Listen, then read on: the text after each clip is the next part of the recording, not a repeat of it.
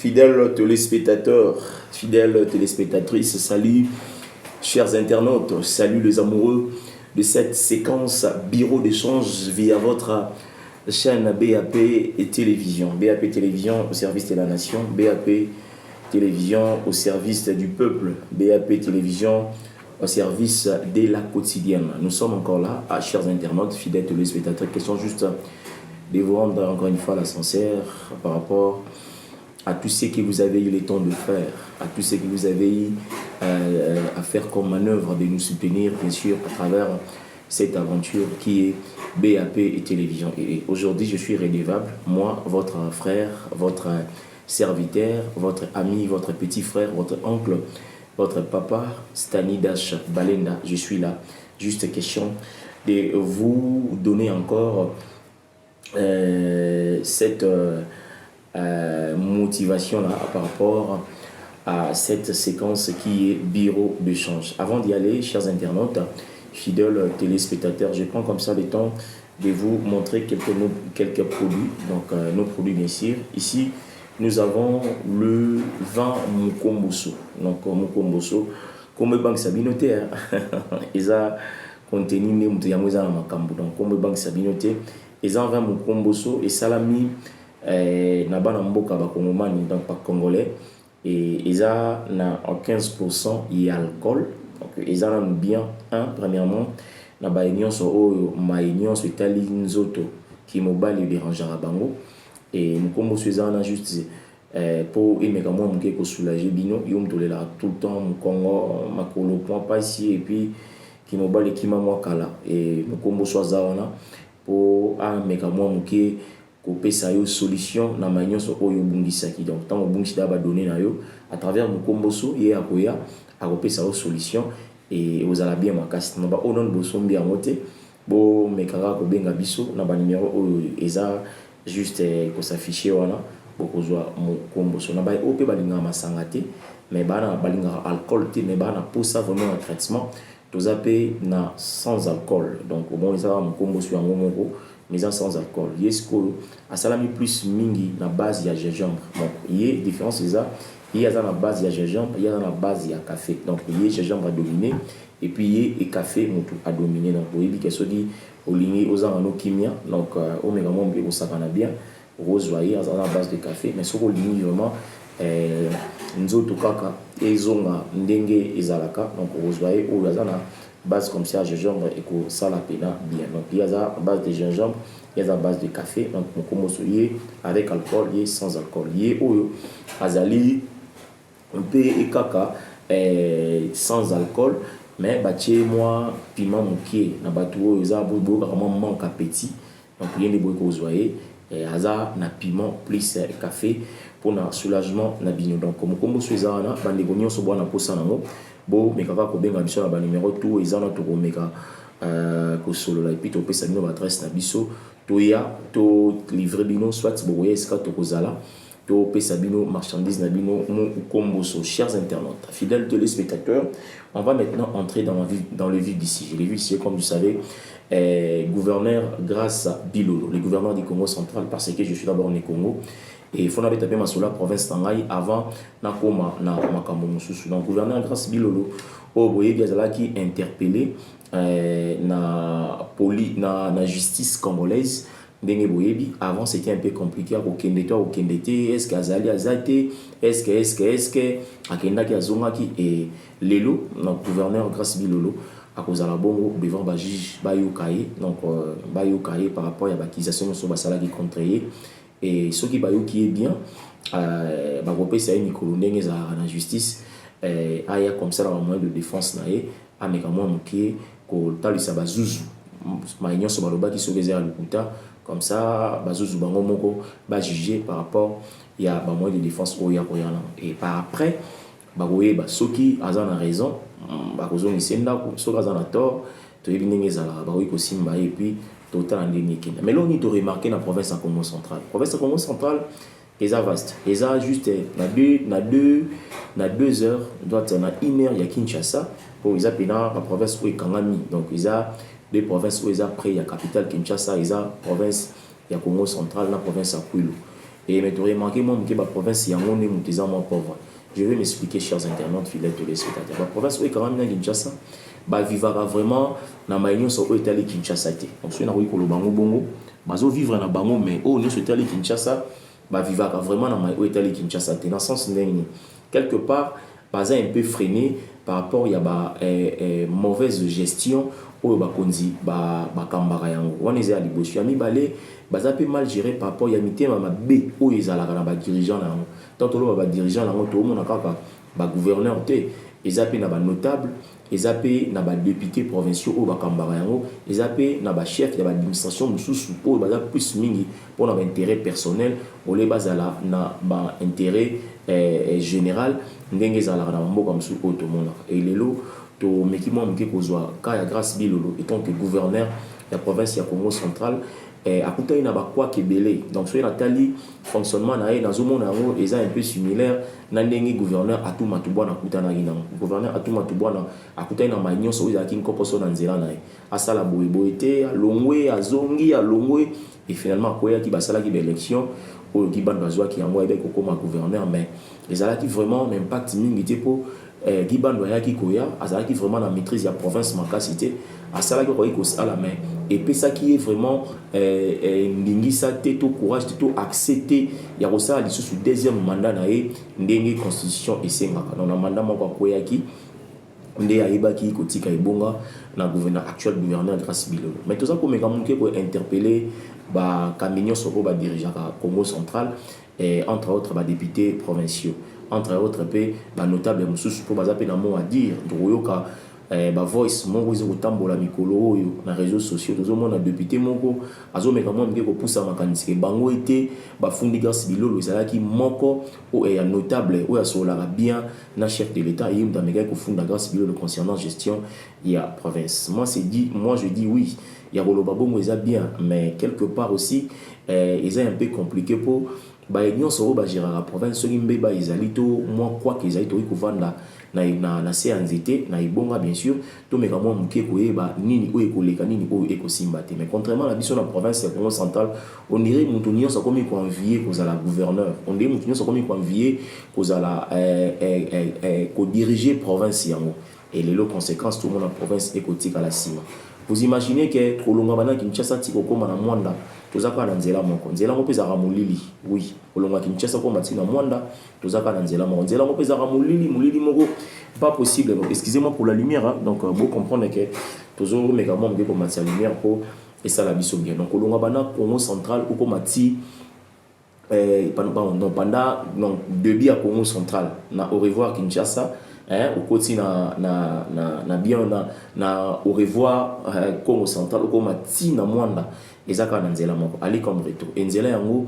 soki bokoki koyeba bokoki kozwa temps makasi bo comprendre bino moko nzela za molili apesa ka deux bandes donc oyo mati moko ekiti moko et lelo bakonzi baza ko penser même pas que fa basala banzela mususu oyo ko permettre province ya Congo central et bape na ko évoluer province ya Congo central eza province oyo ele sera pe Kinshasa mais lelo province ya Congo central ekomi kotika la sima par rapport à la province à l'époque, ils allaient qui 3e ou 4e province, si je ne me trompe pas, où ils allaient fournir Kinshasa.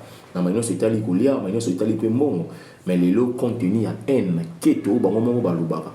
Et koti makasi, et comme il sala nenge, et comme il sala. Bah députés provinciaux, naza plus mingi na bino. Bah députés provinciaux, boza moko, il y a cerveau, il y a province, nabiso ya Congo central. Bah députés provinciaux, to éviter les règlement des comptes, to les rage moi je vis comment la démarche a été faite à l'époque pour faire chuter le gouverneur Atuma Tubwana, le gouverneur Oyo Anek Osala Misala, gouverneur Oyo Azalaki tout le temps pene la population, gouverneur Oyo Anek Otonga Banzela, gouverneur Oyo Alinga Mari Makasi. Mais tout le monde qui n'a pas député Moussous, qui contre entre autres, je peux citer dans Bombaté, honorable Papi Mantezolo à l'époque, il faisait tout le temps la démarche, il a connu gouverneur Atuma Tubwana. Kobo Sanaka, il y a un jour à comme gouverneur, Kobo Sanaka, il y a un jour à comme président et assemblée provinciale. Or, le karma existe. C'est lui qui tue par le paix, vous voyez, suite gagné Zalaka. Et si vous tant au téléméri Mouminga, tant au lobby qui y était après que vous allez en tout le monde peut comment que ça la gueule salaki. Donc moi je pense que tu vois qu'on doit attendre biso, il y a encore une fois. Donc sous l'arbre pas l'arbre bien sûr, tu vois il va dans moi une fois au solo la yango et tu es babambuta. Ndenge ni toyi ko pousse la province na biso ya Congo central et kende liboso. Je vais vous donner un exemple clair. Ils ont ba Congo mingi oyo balinga vraiment province na bango te. Et là il faut que je prends vraiment le temps de vous expliquer, chers internautes, fidèles téléspectateurs, bah, comment la province n'a pas été pour un peu ça un exemple simple et clair. Allez vérifier. Ok, so boana ba ndeko, boana ba famille, boana ba tout nyonso, allez vérifier. Na gouvernement ya Fachi Béton, Mkonza Mboka, Mkontombolo, apesi accès mingi na ba Congo. Congo na gouvernement na toi na gouverneur à banque Azam Congo, merci encore une fois chef de l'État, toza na premier ministre Azam Congo, merci chef de l'État, toi na ministre économie Azam Congo, merci chef de l'État, toza na ba ministre Mususu baza ba Congo entre autres ya sport, merci chef de l'État, toza na ba autorité belé ya ba Congo baza ko occuper ba poste ya minini na République démocratique du Congo actuellement na pouvoir ya Fachi Béton, merci chef de l'État. Mais ce qui est étrange, chers internautes, fidèles téléspectateurs, est-ce que vous voyez que la plupart ya ba autorité wana baza na ba résidence na province na bango ya Congo central. Bon le balanga non, Stani, tu rencontres quoi frère? Oui, jeu de précision. Ce que je dis union so obako kamba province et ba kamba Congo et que baza ba Congo mingi ba na bona ba résidence na ba province na bango. Ozaka mutumo il paraît ndako eza yaye. Tant ba résidence eza entreprise té. Tant ba résidence eza esika moko eza juste kaka ayaka pembe abetaka kochete ndako na ye otoyebi ke ndako ya intel ya mutu boza neto mona na bandeko na biso par exemple ya ba est tozomona ke so ok na Goma résidence eza ya bati lokolo ko eza Vital Kamerhe o eza ya Mishiki o eza ya Mutubo mais na Congo central curieusement eza la raté au mona ye mususu otala ministre par exemple mais ana ndako te na province na ye non soka ye eza la mo fol hôtel o eza après la configuration na ye pour à l'aise mais ndako na ye moko santike ba mituka nezalaka ba bonne bazali santike so be mutana na posa au sola bien okuta na ye kotika msu demande na ye toi kotika msu problème na ye na résidence ya ministre Songolo Pakala vraiment ils a la raté. Et moi je me pose la question en tant que journaliste, pourquoi ezaka po juste toza penepe na Kinshasa et que baza na bango na ba penser na bango ailleurs que bava na Kin to eza juste pour balinga province na bango te. Tout le monde, la plupart des gouverneurs au Balika na province à Congo central, bazana ba villa na Kinshasa, bazana ba naku ya luxe na Kinshasa.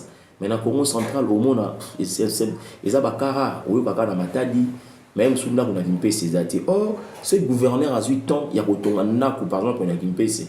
Autonga ndako ya ndengwana te, autonga ndako ya bien. Et ça là que esika oyi akovanda, moi accès et comme un peu libre, accès et comme un peu fréquent et ça là qui était mboka pe évoluer. Entre autres, tout le monde à l'époque, ndeko papi Mantezolo, atonga ndako na ye na Kimpese, yeki avant à occuper poste à occuper, parce qu'il un simple député, atonga ndako na ye. Bon, certes, il y a une norme, il y a comme les lots, mais il y a tout le monde a une monarchie. Donc, si on peut dire ça, et il y a déjà moi pas si moi manqué.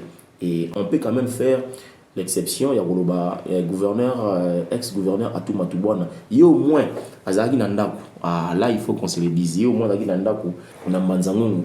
Et si il y a Botama, et si il y a Kolela, et si il y a comme député provincial. Avant comme vice-gouverneur, avant comme gouverneur de la province, il y a Congo central. Les Congo. Nous avons cette obligation-là, il y a léguer ban biso héritage au Italie, province de Congo central. Aujourd'hui, moi je sais, avec ma volonté de nous au Bozamako, les Congo, quelque part, Azamutu Yaluzitu, les Congo, quelque part, Azamutu Oyo, ayebi koto sabatu Congo, quelque part, azamutu oyo ayebi kotia mutu à l'aise kotia mutu nesika nae mais babola nyonso wana ebunga po anipo motema mabele ka mwa mingi et lelo so tozwi temps na biso ya komeka mwa mukie kozala bien envers biso moko to mona ke makambo ebele et kokende vraiment bien makasi. Moi je pense que l'heure est venue, il y a des Congo, il y a Congo nyonso ba comprendre que tous ala kaka bien pas na biso mo non libanda. Lelo ceux qui derrière moi na botami en Afrique na 50% na plus de chances à kufa pauvre. Na loba makambo za sûr, je n'invente rien. Nazo mekape ko loba makambo susu ngeni te. Ceux déjà mon tabotami en Afrique, 50% ala na malchance ya ko te na benga chance ala na chance ya kufa pauvre. Donc au moins qu'ils ont la Cameroun un peu hein, donc famille est bien, ma Cameroun est bien.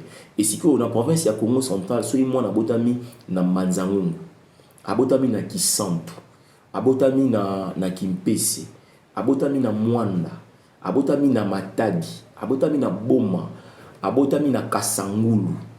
Ada na 50% te, ada na 75% ya ko réaliser rêve na été. Chers internautes, fidèles téléspectateurs, pourquoi? Je vais m'expliquer. Alors, dans 75%, il faut réaliser rêve n'a été pourquoi? Parce que nous sommes ici pour permettre à se développer bien et à la rater dans la province à Congo central. Je prends un exemple. Moi, on a pour saber un ballon. Un jour, à la joueur, terrain, il y a ballon, ou il y a terrain praticable dans le Congo central mobilisé. Je le preuve. Bon, le balanga, je exagère. Pourquoi je me suis basé à la bombe? Non, Stani, tu exagères. Dans ma tête, stade, il y a le monde bâti le lot. Donc, il faut moi mater. Dans le comment officiel, stade, il y a le monde bâti le dans ma tête. Il faut moi mater. Et ça va y avoir stade, le monde bâti. Jusqu'à l'heure, ce n'est pas encore officiel. Stade, il y a le monde. Dans le fond, mater. Et, total, la stade, ils en ont encore manqué. Mais et comme il nous praticable était mais au miwana terrain puis amiki ils sont praticable à isati tous aime souka manko na nsanda par exemple où il y a président Joachim Mavungu mais ça peut où a tiré lango batu nyonso ba beta kandembo c'est juste pour na équipe né ya veti par exemple parce que toi au moins na botam na matadi ana poussa dans la grand joueur référence né comme Kinshasa donc d'office soli papi parents ba na mbongo na Kinshasa témoin na pe abo souka même sous taximen à Rosuka Msoupe Wewa. Je ne suis pas contre un bateau Barabiso Baïdarabiso, mais ça juste un exemple où on a un peu de copes. On a des bosses. Tu si on a Boma. Boma c'est plus pur. Pourquoi pour synthétique ou non coûte Bamona Moté. Na bastade nous c'est dans la Boma. Tu terrain ya R20, tu terrain ya stade à Boma. Donc il découle de terre au Tchara un jour synthétique exact. Wane amibale tokomi na Mwanda n'en parlons même pas sable synthétique na terrain exact to longo siko to mozo masima to na Kimpese to na terrain moko sina ta meka ko tiango moi pelouse mais ta pelouse naturelle mais ça pepe na praticable été wana na domaine ka ya sport na bimino na ba domaine mususu na ka na domaine ya sport tokomi na Mwanda na Kimpese pardon ba terrain za praticable été centre de formation club de foot Mouriagana Gauthier à l'époque alinga pe ça bana moi idée ya obeta ballon mais compte tenu ba moyen et comment donc bazala vraiment ndenge bazala sous au pointé avant ils étaient tellement actifs ya ko pe ça bana ba formation ba voyage qui même pour l'instant ba ko cinéma de Gauthier et comment et si nous pouvons évoluer chers internautes fidèles téléspectateurs tokomi na Manzangu ba na stade bon le balanga mais stade donc ils ont en condition ligne Manzangu ba na stade Manzangu ba na stade papa qui témoko stade des allées mais stade il y a un problème entre famille on a un problème donc dernièrement pour tout gouvernement il y a sollicité bango baso bango mais tellement ba quoi na bango à l'interne et ça aussi et c'est des types à rater stade donc ça so bomoni yango bo comprendre que moi ma bezali stade wana ya kitemoko so botali yango bozomona bomona kete mabeza dernièrement kutu jeune moko ya Manzangu azwaki temps na ya kobongisa yango et tant que natif ya Manzangu abongisaki ba poto ba meke mo mke pota matiti mais jusqu'à l'heure rien ne marche parce que moi na botem na Manzangu par exemple il a pour ça là arriver à la grand joueur est-ce que a obeta ballon yango lolenge yango elongo bani ce ba stade ya te bon championnat combien de fois là par rapport à la première partie. Je me suis décidé de m'arrêter ici par rapport à bureau d'échange. Ici, on va analyser Maïnion c'est Talimbo Canabiso, Maïnion c'est les provinces Nabiso, ma province Nabiso, et les autres qui plus dans le Congo central. Pour comprendre, Bino Moko, Nambo Otoko ça. On a rappelé Bino sous le gouverneur, dans ce bilan, le lord dans la Flibosia, Bazuzou, Améramon Mouké, Bameka Koyo Kaye, et puis Bamopé Saïe sur ce rendez-vous, après la moyen de défense, Narepo, Ameka Kola qui s'abango et témoignant sur Balobaki, et Zer le Kouta. Pour le reste, on va prendre encore une fois le temps, il y a quoi analyser, il y a quoi discuter concernant bien sûr bureau d'échange. On se retrouve à tout à l'heure.